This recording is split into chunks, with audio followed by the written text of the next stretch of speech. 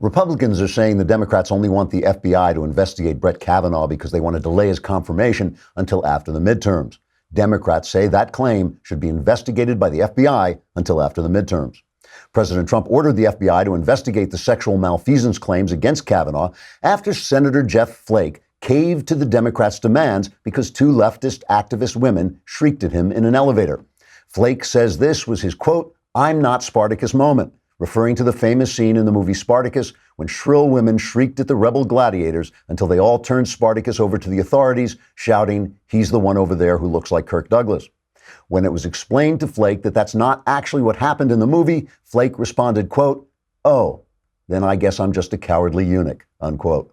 The FBI has been assigned the task of finding out what happened 35 or 36 years ago in a place no one can identify, at a party no one remembers, in a room no one was in an op-ed in the New York Times, a former newspaper. Dishonest ex-FBI Chief James Comey said the FBI is well able to perform that task. Comey wrote, quote, "If I can make up all that Russian collusion crap, surely the agents now in place can come up with some nonsense," unquote. Democrats are insisting that the feds can only get to the truth if they interview every screechy nudnik connected to left-wing advocacy groups willing to make up stories about a man they never met.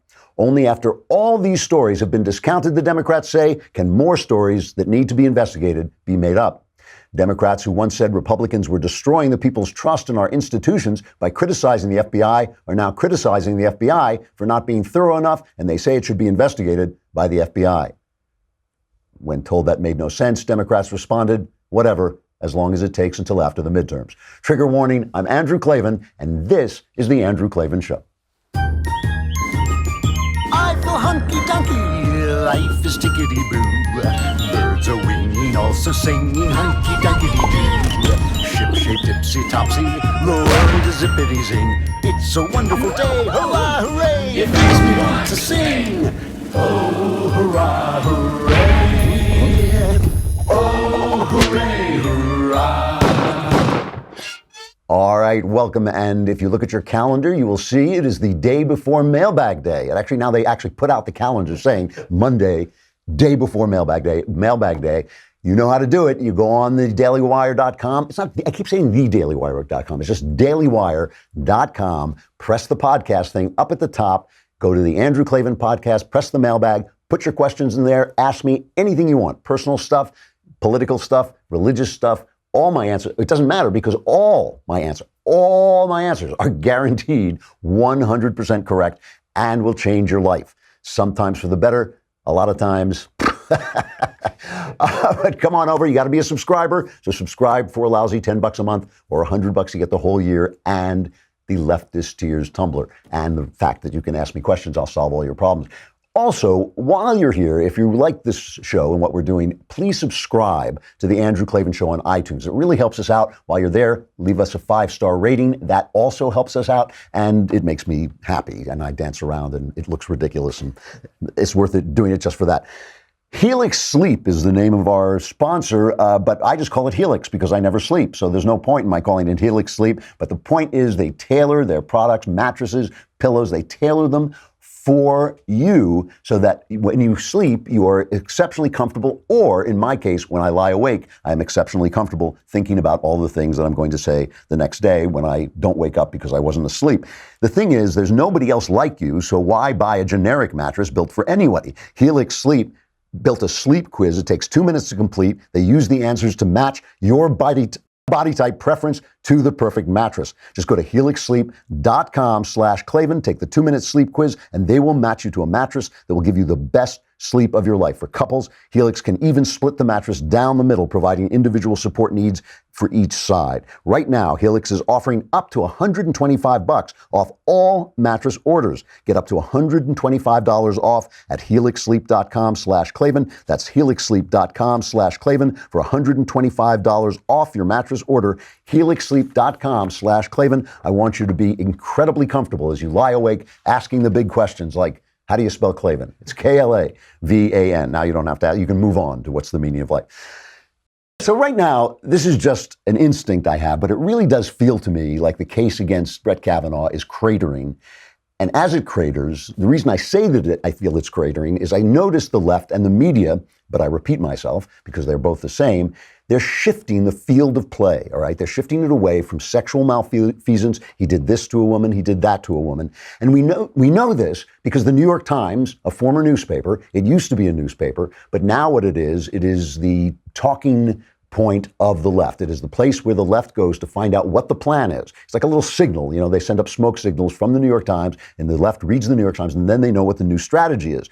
So today, they announced that there's a shift in strategy for the left. Story by Cheryl Gay Stolberg, just talking to the left, what we're doing now. A new front in the Kavanaugh wars, temperament and honesty. Democratic efforts to highlight sexual assault charges that are more than 30 years old have been dismissed by supporters of Judge Brett M. Kavanaugh as the dredgings of ancient history. But the judge's response to those accusations has raised new issues that go to the court of who President Trump's Supreme Court nominee is right now, his truthfulness, his partisanship, and his temperament. So pay attention to what they said. All lies, right?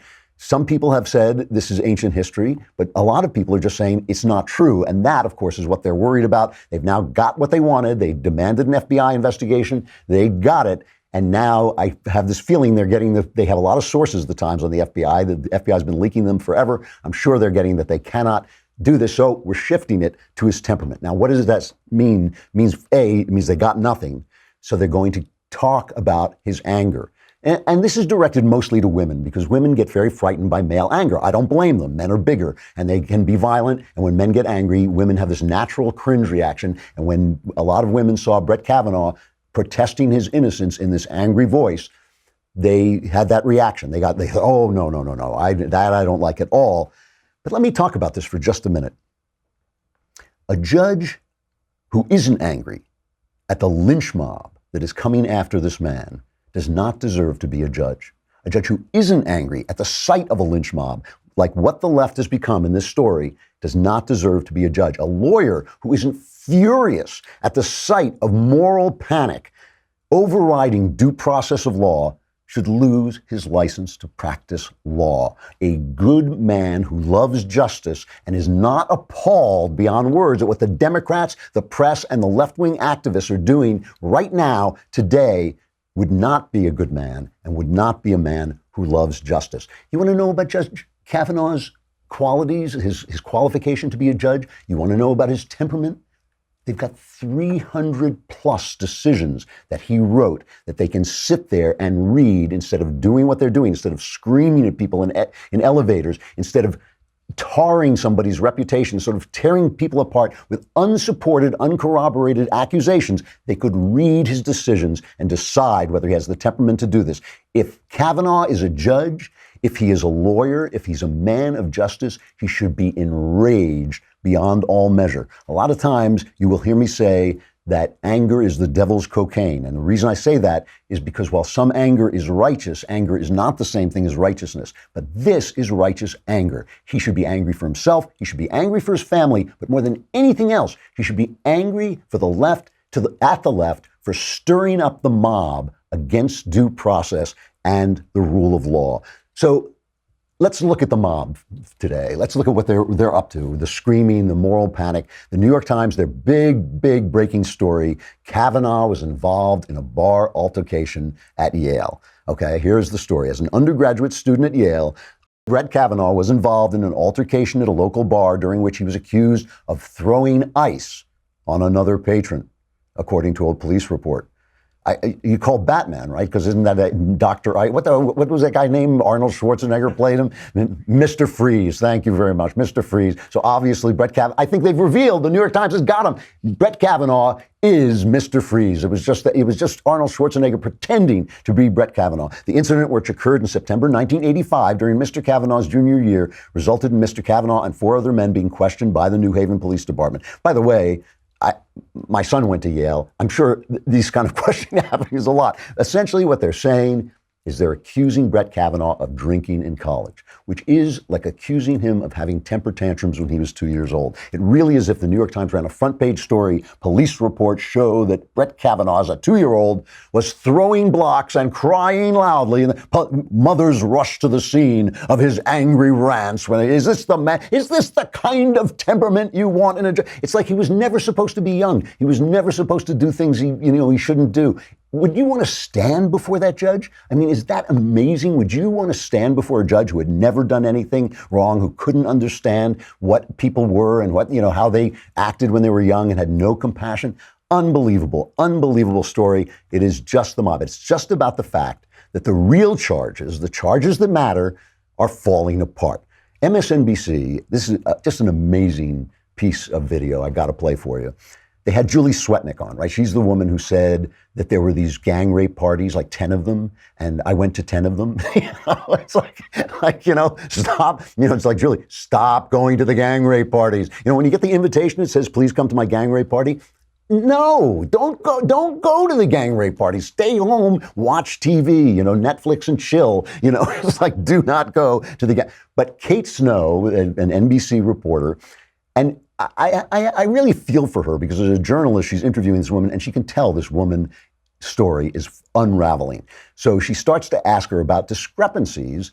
Did she really mean in her statement that she made to the committee, did she mean these things? So she starts off by asking her, Swetnick said that she saw Kavanaugh spike the punch so he could get women drunk to prepare them for the satanic date rape. I think it was a date rape and then human sacrifice. Is that what it was? Yeah, it's, the usual thing that happens at these parties. I mean, are we going to hold him accountable for? Listen to you can watch on screen as her story falls apart. Did you see Brett Kavanaugh, spiking the punch, putting green alcohol in the punch? I saw him giving red Solo cups to a few girls during that time frame, and there was green punch at those parties. And I would not take one of those glasses from Brett Kavanaugh, excuse me. I saw him around the punch, I won't say bowls or the punch containers. I don't know what he did, but I saw him buy them, yes.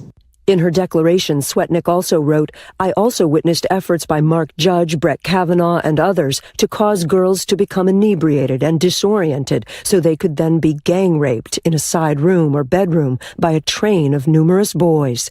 I have a firm recollection of seeing boys lined up outside rooms at many of these parties, waiting for their turn with a girl inside the room. These boys included Mark Judge and Brett Kavanaugh. What did you see? I was very innocent. Well, until what happened to me, I didn't put two and two together. But I would see boys standing outside of rooms, congregated together, sort of like a gauntlet. And I didn't know what was occurring. But I would see them laughing, a lot of laughing. So they were drinking punch and laughing. This is, it's like, it's sort of like gang rape. It's sort of like, gang rape or drinking punch and laughing. It's really, those two things, once you see one, you can just deduce the other. I mean, it was embarrassing. It was embarrassing. And Kate Snow started off the report by saying she contradicted herself. She has no she says, Kate Snow says, we called all these people. Nobody will corroborate her stories. Why'd you have her on? Why is she news? I mean, anybody can say anything about anyone. And now there's a report, I think in the AP, that starts to talk about the fact that she's been involved in at least 6 legal cases over the past 25 years, some of which involved what evidence strongly suggests are multiple false claims, okay? She had a legal dispute highlighted by the AP in 1994, a personal injury lawsuit Swetnick filed against the Washington Metropolitan Area Transit Authority, which contains strong evidence that she attempted to swindle the department. AP reports that Swetnick sued the Transit Authority for $420,000 in earnings she said she allegedly lost after hurting her nose in a fall. I mean, her boyfriend, too, says she's kind of a kook. David French over at NRO, a lawyer, he says all of these charges are falling apart. That is why we're hearing about temperament. That is why we're hearing about drinking, which, by the way, is not against the law. That is why we're hearing all this stuff. It's meant to scare women. It is essentially meant to scare women. There is a big gender gap in the voting right now. Right now, the polls are kind of shifting around, very hard to read. And so this is having an effect on the midterm, but we don't know what it is yet. So David French at NRO starts to debunk a lot of the other charges. He says Deborah Ramirez's allegation. She's the one who said Kavanaugh exposed himself to her at a party at Yale. That's where it was. It's uncorroborated, difficult to believe. She was drinking heavily at the time. She confesses that her memory contains gaps. She even told other classmates that she wasn't certain it was Kavanaugh. No one else could even confirm she was at the party where the incident allegedly occurred. Let me pause right there for just a minute. I'll get back to this. But first, I have to talk about Blue Apron. Blue Apron delivers fresh ingredients to your house and with step-by-step recipes so that within 20 minutes, you can prepare yourself a meal that looks like it came from a restaurant. I have eaten these meals. They are actually restaurant meals that you cook in your home. And when I say you, what I mean is my wife, while I sit and watch her and say, wow, you're doing such a great job, honey, because that's the way I roll. These are quick and easy recipe options with insanely delicious flavors. Let me just read you some of this month's, because they change all the time and they react to what you want. They want to hear what you want. Tomato and basil pesto pizza. Now that's just not something you make at home every day. Stir-fried sweet chili chicken, seared beef dumplings and jasmine rice, seared steaks and homemade steak sauce, and it looks and tastes like restaurant food. Check out this week's menu and get your first 3 meals for free. That is very inexpensive free at blueapron.com/Andrew. That's blueapron.com/Andrew to get your first 3 meals for free. Blue Apron, it is a better way to cook. All right, so that is Kavanaugh, the Swetnick charges and the Ramirez charges, and then David French goes on to say Ford has, about Christine Blasey Ford, the main charge, this is the charge that started it all, Ford has no corroborating witnesses, and even the friend she says was at the party in question has denied being there or knowing Kavanaugh at all. She doesn't know who invited her to the party, where it took place, how she got there, how she got home after her, by her account. But the problems go beyond gaps in memory. She's offered substantially different accounts of when it occurred, goes on and on. So listen to what they do. Listen to how low, in the absence of evidence, listen to how low the left is sinking. I mean, it is, I always say this, that bad ideas degrade you. Bad ideas one of the ways you can tell that your ideas are bad is when you start behaving badly. The ACLU, which used to be the defender of due process, used to defend due process whether you were a Nazi or a communist or whatever, they put out this ad to convince people to turn away from Kavanaugh. Listen to the logic of this. It is absolutely amazing. We've seen this before, denials from powerful men. I did not have sexual relations with that woman. I've never seen anything like this. I categorically and unequivocally deny the allegation against me by Dr. Ford. America is watching, and as we choose a lifetime seat on our highest court, integrity matters, and we cannot have any doubt. That is shocking. I mean, it is I'm not easily shocked, but that's shocking. Let me put this for you. Somebody says, you raped me, and you didn't, and you say, I didn't do it. I didn't do it. And they say, well, we've seen that before. Here's Bill Cosby denying that he did it. Here's Bill Clinton denying that he did it. And here's you denying that you did it. What's the difference? You didn't do it.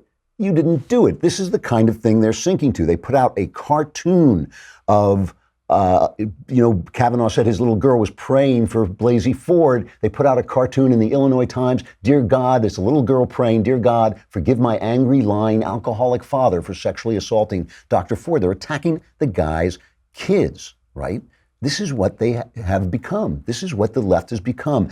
No wonder he's angry. He should be angry. He would not be a man of justice. He would not be a man of the law if he were not angry at what is being done. And remember what they're fighting for. They're not fighting for a fair reading of the Constitution by liberal judges. They're fighting to rewrite the Constitution and fighting against a man who will interpret the Constitution as it was written according to the law. So I'm going to get back to this story again and talk a little bit more about Kavanaugh and Donald Trump, because there's something about this that people are not noticing at all. But I want to take a bit of a break. This is a shorter portion of the show, and I just want to talk about the left and language, because every other Tuesday, I have a video coming out called The Lefty's Dictionary, and I've been going through the letters. A is for Antifa, B is for budget cuts, D was for diversity, and I was for intersectionalism. So we're coming up on J, I think it is it not? J's next week. J is next week. Oh, I'm sorry. So I is for intersectionality. My mistake. So the reason I do this is because the left is expert at using language. They're expert at using language to make ordinary things seem evil, right? So they will say something like racial profiling. And you think, oh, that's bad. Racial profiling is bad. You know, it's got racial, it's got profiling, police are doing it, and, there's all this trouble with the police. But think about this for a minute. You put a cop out on the street, or even more, you put a TSA agent and on a line, he has got 15 to 30 seconds to judge whether you are going to blow up a plane. He's got to use every piece of information he's got. One of them may be that you're carrying the Quran, because a lot of terrorists are bad guys. A lot of terrorists are Islamic. He's not being bigoted. The problem is that the decent, innocent Islamic guy is being tarred by the bad guy. But the TSA agent has to make his decision in a moment. So racial profiling is a term they use to make that sound like it's evil when it isn't. So I'm putting out the Lefty's dictionary to translate these terms into ordinary English, things that sound like they make sense from the left, but maybe don't quite make so much sense. And we're hoping, we're going to try and put this together as a book in time for Christmas, so you have something to give your left-wing friends so that they'll hate you. Because there's nothing better at Christmas time than having your friends absolutely furious at you, foaming at the mouth. So here is I for intersectionality in the Lefty's dictionary. I is for intersectionality. Intersectionality is the theory that people can be understood through intersecting social identities such as race, gender, class, and sexual orientation. It's only when the effect of all these interwoven identities is fully understood that a person knows how much he's allowed to blame his crappy life on white men. Blaming one's crappy life on white men is called being oppressed. And being oppressed gives you the right to shout stupid stuff while wearing a pink hat that makes you look like a complete idiot. This is a good thing because it keeps you from having to take responsibility for yourself, which can use up a lot of your social media time. If you don't have enough intersecting social identities, then you are designated as just some schmuck or a white man. As a white man, everything's your fault, and you now have to work for a living to pay taxes to support intersectional people so they have more free time in which to blame you for their crappy lives. Now, you may say, well, wait, in America, people aren't really oppressed very much, and they can improve their lots by rising above the dysfunction in their communities in order to live productively. These are called facts, and under the rules of intersectionality, people using facts are fascist and can be shouted down and hit with sticks. You may say, what? If you shout people down and hit them with sticks, then you're the fascist. That is called logic, and under the rules of intersectionality, people using logic are fascist and can be shouted down and hit with sticks. Some people object to the underlying ideas of intersectionality. These people say that intersectionality is just a way of organizing Americans into random interest groups in order to turn them against one another so that leftists can seize power by pretending they're alleviating various forms of oppression that don't actually exist. These people go on to say that each person's identity is unique and God-given, and that what you make of your life depends on your choices and the natural luck of the draw. These people add that, in fact, if you were lucky enough to be born an American, you've already been given a head start and have no business complaining about anything, so take off your ridiculous pink hat and stop shouting stupid things and go get a job. This is called truth. And under the rules of intersectionality, people who speak truth are fascist and can be shouted down and hit with sticks. So, now you understand that intersectionality is a new and original way of weaving together facts, logic, and truth and beating them to death. I is for intersectionality. I'm Andrew Klavan with the Lefty's Dictionary. All right, that's the Lefty's Dictionary. There's one thing about this Kavanaugh story that I don't think is getting any coverage at all. I mean, I think I'm the only person who has actually noticed this, at least that I've heard. And the reason it's not getting any coverage is because the left hates our president, Donald Trump, and people on the right, a lot of commentators on the right are also uncomfortable with the president and don't really have, I think, as clear a picture of who he is and what he does as they should. I've always criticized him when I thought he deserved criticism, and I've always praised him when I thought he deserved praise. But the one thing that I have noticed is how incredibly cool he is being in this Kavanaugh fight. I mean, he is sweatless. He is just, and look, let's face it, cool is not the word I would usually use to describe Donald Trump, right? Cool is, he's usually very hot-tempered. He usually is flying off the handle. He's got tweets going that maybe he shouldn't be doing. He is playing this Kavanaugh thing like he has got it sewed up. And the reason that's important is you cannot deny, whatever you think of Donald Trump, you cannot deny his fantastic political instincts. He knows what is going on with his base. He knows what's going on with the country, and he's got the press in his pocket. He has got them, he is bouncing them down the street like a basketball. No matter, every time they come at him, it's like you think this time they've got him, and then he's just like, swish, they're gone. It just makes them. So he gave a press conference, and we have to talk about this too. He goes out and gives a press conference, and what he wants to talk about is his new NAFTA deal. He has renegotiated NAFTA as he promised to do, and it's now called something like the U.S.-Mexico-Canada Agreement, USMCA or something like this. Now remember the panic and the hysteria from both right and left on this. The New York Times said this is bogus because he made the deal with Mexico and said if Canada doesn't want to renegotiate, fine, I'll just redo it with Mexico. And everybody's going, oh, this is awful. This is, the trade war, the death, the love, the economy, the crashing, the Wall Street Journal. People were actually popping out of the newspaper and weeping. Just look at my tears, the trade, the free trade is gone. And suddenly, at the deadline, Canada says, we'd like to be part of NAFTA too, please. This is an incredible, incredible redemption of Donald Trump and the way. And, Walter Russell Mead, who is one of the best columnists at the Wall Street Journal, he says, even the administration's fiercest critics are calling the revisions to NAFTA significant. The U.S.-Mexico-Canada agreement requires that cars be made with 75% North American components to escape tariffs. 40% of each car must also be manufactured in facilities where workers earn $16 an hour or more on average. And crucially, Canada has also cracked open the door to its dairy markets for American farmers. So this is a big deal. And it has China worried, okay? And this is the thing. The big target here is China because that's the big market that is treating us unfairly. And suddenly, the list of topics that China's censors want news sources to treat sensitively, because it's a censorship society, right, is a revealing one. Recent instructions tell editors in China to be careful with economic data that suggests China is being hurt by the trade war, that its economy is slowing, that local government debt is growing, or that consumer confidence is falling. That means all those things are happening in China, which is what somebody said would happen. Guess who? Donald Trump. Now, you remember that when this whole trade thing started, what I said was, I'm not going to call this because I think Trump is a good negotiator. A negotiation is emotion. A negotiation is movement from one place to another. And what the press does is take snapshots of each place that he is and gets hysterical about that place where Trump is thinking, no, I'm just trying to get to the end of this negotiation. Now, look, this thing can be voted down, especially if the GOP loses in the midterms. They can just throw this new agreement away. But it's obviously a good agreement. It obviously justifies Trump's strategies and his tactics. In fact, I think this calls for the Trump happiness montage. Let's hit it.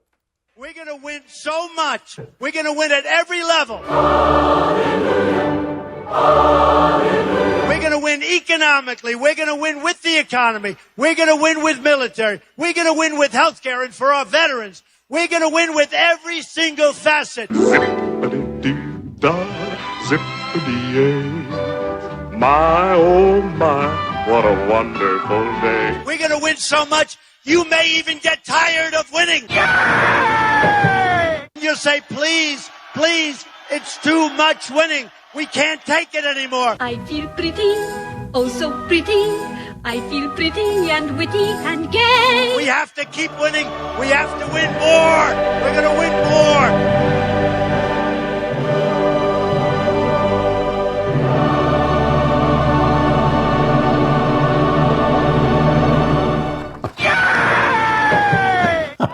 So Trump walks out in front of the press and he just slaps them silly. He comes out. Let's just play cut number 5.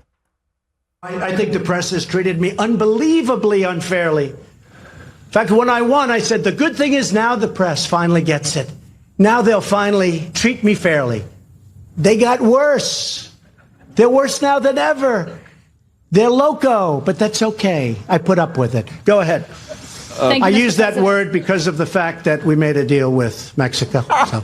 I love it. The press is loco. I can say that because we made the deal with Mexico that you said we weren't going to make. He's just bouncing him down the street. So all they don't want to talk about trade. And the funny thing is, Trump is all about trade. This is one of his big promises, that he was going to rework this stuff, but they don't want to talk about trade. All Kavanaugh, all the time. So just listen to how cool he is talking about this. They ask him about the FBI investigations. Cut 6.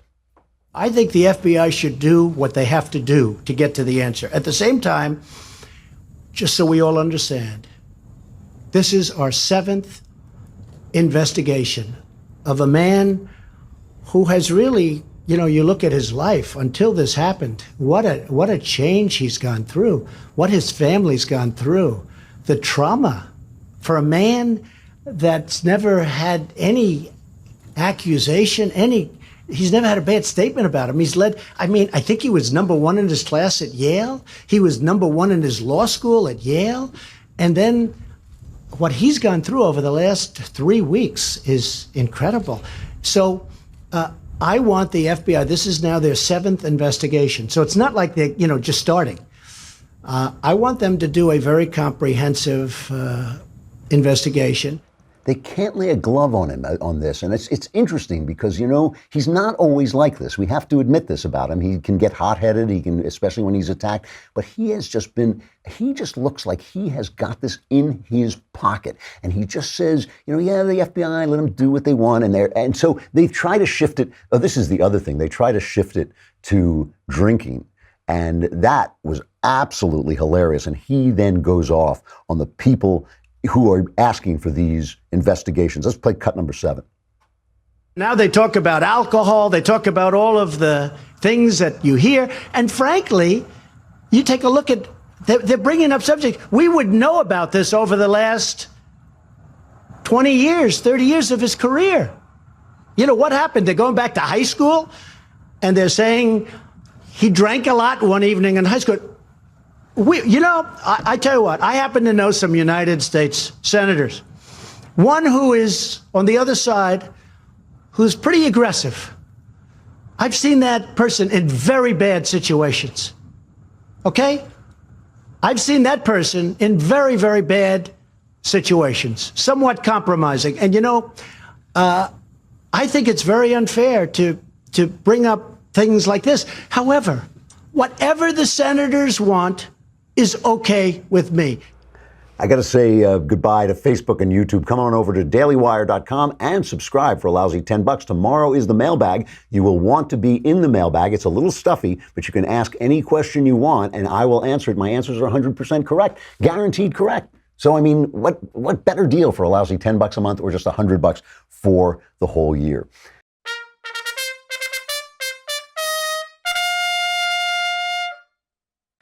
So listen to the way Trump just played that about the alcohol thing. They're trying to shift it to alcohol. And he says, you want to talk about drinking? You want to talk about drinking? Let's talk about the Senate, drinking in the Senate. The stories about the drinking in the Senate are incredible. And, he's pulling the rug out from under them because the whole thing was not about drinking. It wasn't about temperament. It was about, did he try to rape a girl when he was 17 years old? That was what it's about. It's all, they're just trying to move the goalpost. That's what it's about. And he's just calling him out.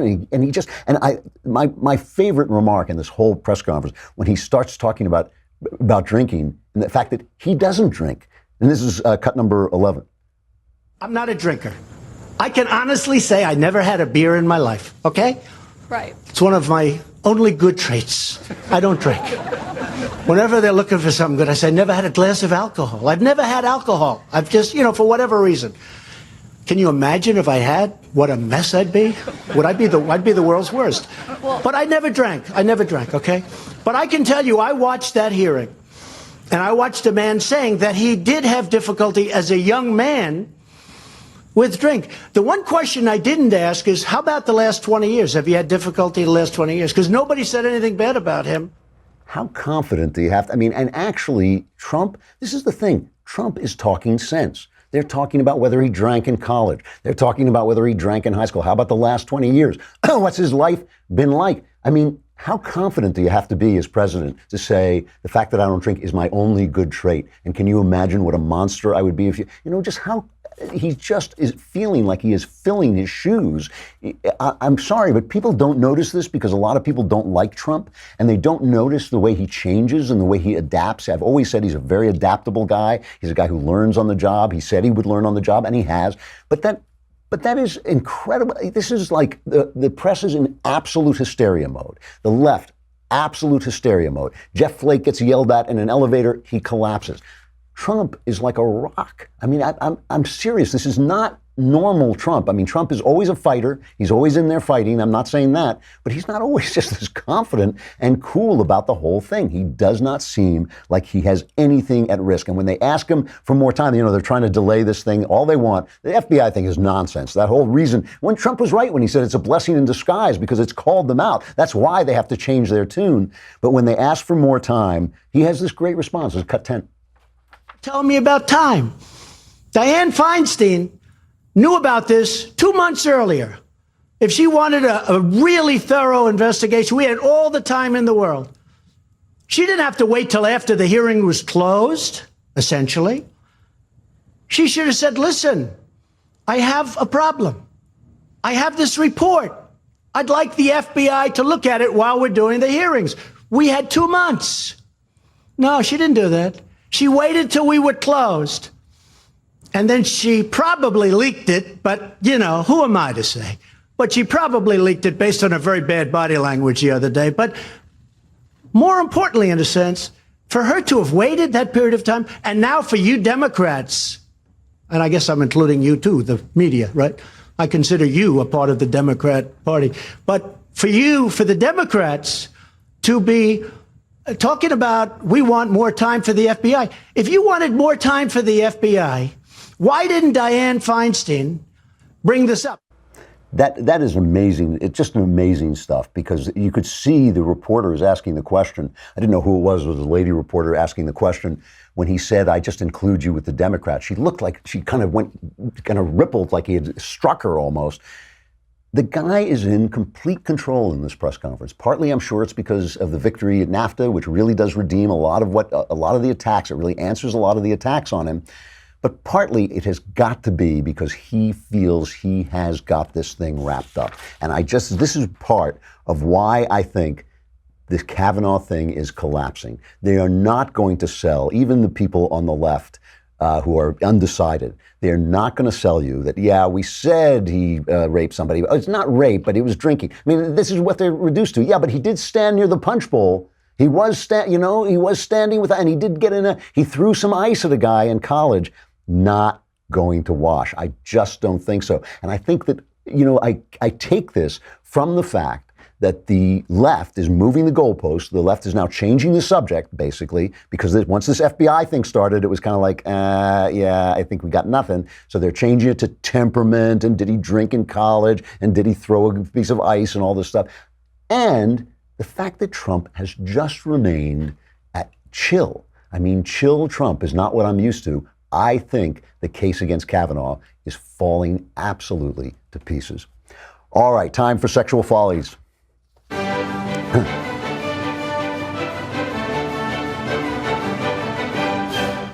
So I had a PragerU video come out 2 days ago, a day ago, 24 hours ago. It's got 1 million hits on YouTube already. It's an attack on feminism. It's telling why I dislike feminism. I'm not going to play the video because that's not what I want to talk about. But please go on and watch it. It's telling why I think feminism is a low, stupid, small-minded, mean theory, a philosophy that degrades people, and that we don't need it. It turns men and women against each other. And look, for me, I think for most of us, the relationship between men and women are part of the joys of life, right? For most people, the relationship between the romantic relationship, the erotic relationship, just the interplay between male and female is part of the chief consolations of life, all right? And this is just, feminism has just turned us against each other, made people angry at each other. It promotes anger, and it doesn't help women. And as I point out in the video, it's the Constitution and classical liberalism take care of the rights of women. right? Women are guaranteed their rights. They should be guaranteed their rights. I want women to do whatever they want to do. I think feminism degrades their femininity. It tells them that their feminine desires are bad and that they should have masculine desires, and masculine desires are the only good thing, and men have stolen them from themselves. That's basically what feminism says. So I've been obviously getting all this hate mail. And what is fascinating to me about this hate mail is all of it accuses me of saying that women shouldn't have whatever job they want or shouldn't have whatever job they can do. It's nowhere in the video. So why do people say this? Why are they saying this? It has to be because they have conflated feminism with the rights of women. And this is something the press and the left has organized. It's a brainwashing thing where they would say, if you would say, I'm anti-feminist, they say, why are you against women? Well, I didn't say I was against women. I said I'm anti-feminist. Yeah, but that's against women. So they've conflated these two things. They've conflated a philosophy. Feminism is a philosophy. And by the way, you cannot say, oh, well, it's not all feminists. It doesn't matter. The philosophy leads to a certain place. A professor of Georgetown University, C. Christine Fair, an associate professor. Georgetown is a big school, right? An important school. She said on Saturday, white Republican men should die. And an added bonus would be if women castrate their corpses and feed them to swine. Now, if I heard words like that coming out of my mouth, I would say, gee, something's wrong with my philosophy because I shouldn't be turning into this person. I got a letter from a young woman this morning, an email that starts out, you're an effing idiot. You're an effing idiot. And we're not going to let old white men tell us who we are. So it's full of racial hatred. That's racial hatred. Old white men is racial hatred. Ageism, like something wrong with being old. If you think there's something wrong with being old, just wait. Because guess what? And I'm an effing idiot. And then she ends and she says, everything we do in the world, we either do out of love or out of fear. And if you're doing something out of fear, you're just not getting it right. So in other words, she is operating out of love when she calls me an effing idiot, when she says you're an old white man and white is bad, the color of your skin is bad, right? And that is the delusion that the left sells, that we are acting out of love. And by the way, you stink and I hate the color of your skin and you're too old. And somebody, who was it? One of the rappers just called Kanye West an Uncle Tom. And Uncle Tom. Snoop Dogg. Who was it? Snoop Dogg said that. Snoop Dogg said it. Okay, and it's a terrible racial slur. And Uncle Tom, doesn't matter whether a black man says it or not. All of this stuff that we're seeing, the stuff about Brett Kavanaugh, where people are reducing themselves to the mob. Writers for the New York Times are reducing themselves to mob think. All of it is the result of philosophy. Susanna Danuta Walters, a professor of sociology and director of the Women's Gender and Sexuality Studies program at Northeastern University. She writes a piece in the Washington Post, why can't we hate men? It seems logical to hate men. I can't lie, I've always had a soft spot for the radical feminist smackdown. They have conflated, mixed up, confused a philosophy with a gender, with a group of people. Nobody is attacking women when you attack feminism. What I'm attacking is the philosophy of feminism, the philosophy that divides us, the philosophy that tries to organize us into grievance-organized mobs, grievance-motivated mob. And that's what we're seeing. We're seeing the degradation of the left by that organization. That's exactly it. All right, I got to say goodbye. Remember, the mailbag is tomorrow. That means that you go on dailywire.com, hit the podcast button, hit the Andrew Klavan podcast, hit the mailbag, put your questions in the mailbag. All of them answered correctly, will change your life. Sometimes for the better. Look, I'm doing the best I can, all right? I'm Andrew Klavan. This is The Andrew Klavan Show.